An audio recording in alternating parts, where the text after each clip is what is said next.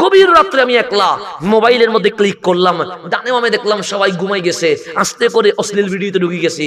কেন? আমার তো বিশ্বাস করা দরকার ছিল কেউ নাই, আল্লাহ আছে। মালিক বলে তোদের ঈমান তো চলে গেছে, আমিনু বিল্লাহ, নতুন করে ঈমান আন। কেন? ইয়া আইয়ুহাল্লাযীনা আমানু দুখুলু ফিস সিলমি কাফা, অর্ধেক মুসলমান হওয়ার দরকার নাই। আমি আল্লাহর কাছে 50% দরকার নাই, 70% দরকার নাই, 99% দরকার নাই। মুসলমান যদি হতে হয় 100তে 100% তোমাকে মুসলমান হতে হবে।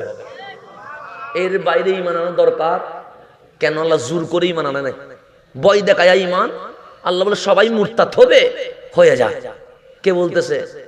আল্লাহ। দেন আপনারা জিজ্ঞেস করেন সবাই মুরতাদ হলে ইসলাম চলবে কেমনে? আল্লাহ বলে তুই মুসলমান হইলেও কি না হইলেও কি, তোরা যদি সবাই বেঈমান হয়ে যাস, বেঈমান হয়ে যা, আমি এমন একটা কওমকে বের করে আনবো যারা আমাকে ভালোবাসে, আমি তাদেরকে ভালোবাসি।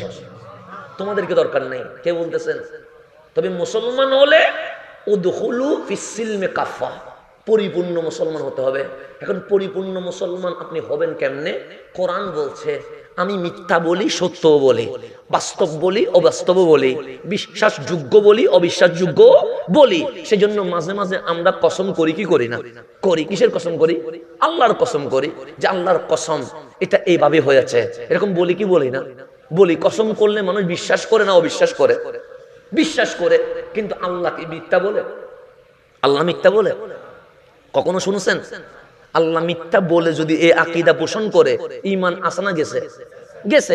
কিন্তু আল্লাহ তো কসমের দরকার নাই। কিন্তু আল্লাহ সর্বপ্রথম কোরআনে কসম করছে, প্রথম কসম ফালা ওয়া রাব্বিকা, হাবিব আপনার রবের কসম। কার রবের কসম? রব্বিকুম বলে নাই, ফালা ওয়া রাব্বিকুম, তোমাদের রবের কসম না। আল্লাহ আমাদেরকে রাখে নাই, আছে ফালা ওয়া রাব্বিকা, হাবিব আপনার রবের কসম। মালিক